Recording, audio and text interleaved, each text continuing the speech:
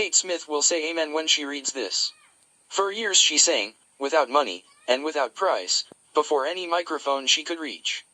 Broadway said to her, "Come and get it, if you can take it." She did take it until one happy day Broadway got tired and said, "Ah, what's the use? You don't know when you're whipped, so name your price, and go to work in earnest." Miss Smith named her price. It was plenty. Away up in figures so high that 1 week's salary is far more than most people make in a whole year. Verily it pays to be persistent. And here is an encouraging statement which carries with it a suggestion of great significance. Thousands of singers who excel Kate Smith are walking up and down Broadway looking for a break without success. Countless others have come and gone, many of them sang well enough, but they failed to make the grade. Napoleon Hill 180. Think and grow rich.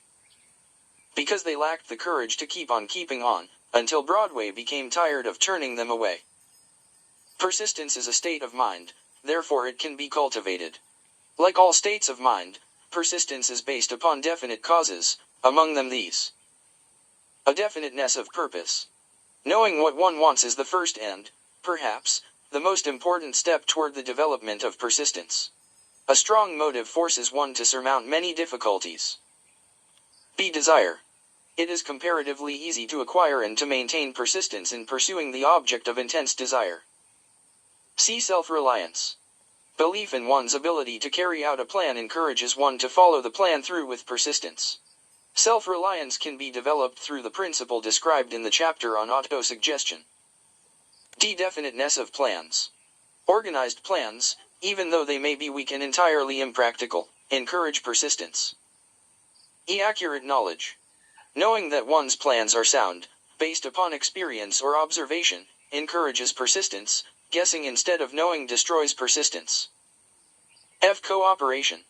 Sympathy, understanding, and harmonious cooperation with others tend to develop persistence. G. Willpower. The habit of concentrating one's thoughts upon the building of plans for the attainment of a definite purpose leads to persistence. H. Habit. Persistence is the direct result of habit. The mind absorbs and becomes a part of the daily experiences upon which it feeds. Fear, the worst of all enemies, can be effectively cured by forced repetition of acts of courage. Everyone who has seen active service in war knows this. Before leaving the subject of persistence, take inventory of yourself, and determine in what particular, if any, you are lacking in this essential quality. Napoleon Hill 181. Think and grow rich.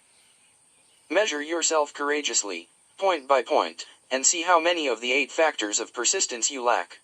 The analysis may lead to discoveries that will give you a new grip on yourself. Symptoms of lack of persistence. Here you will find the real enemies which stand between you and noteworthy achievement. Here you will find not only the symptoms indicating weakness of persistence, but also the deeply seated subconscious causes of this weakness. Study the list carefully, and face yourself squarely if you really wish to know who you are, and what you are capable of doing. These are the weaknesses which must be mastered by all who accumulate riches. 1. Failure to recognize and to clearly define exactly what one wants. 2. Procrastination, with or without cause. Usually backed up with a formidable array of alibis and excuses. 3. Lack of interest in acquiring specialized knowledge. 4. Indecision, the habit of passing the buck on all occasions, instead of facing issues squarely, also backed by alibis. 5. The habit of relying upon alibis instead of creating definite plans for the solution of problems. 6. Self-satisfaction. There is but little remedy for this affliction, and no hope for those who suffer from it. 7. Indifference, usually reflected in one's readiness to compromise on all occasions, rather than meet opposition and fight it. 8. The habit of blaming others for one's mistakes, and accepting unfavorable circumstances as being unavoidable. Napoleon Hill 182. Think and grow rich. 9. Weakness of desire, due to neglect in the choice of motives that impel action. 10. Willingness, even eagerness, to quit at the first sign of defeat. Based upon one or more of the 6 basic fears. 11. Lack of organized plans, placed in writing where they may be analyzed. 12. The habit of neglecting to move on ideas, or to grasp opportunity when it presents itself. 13. Wishing instead of willing.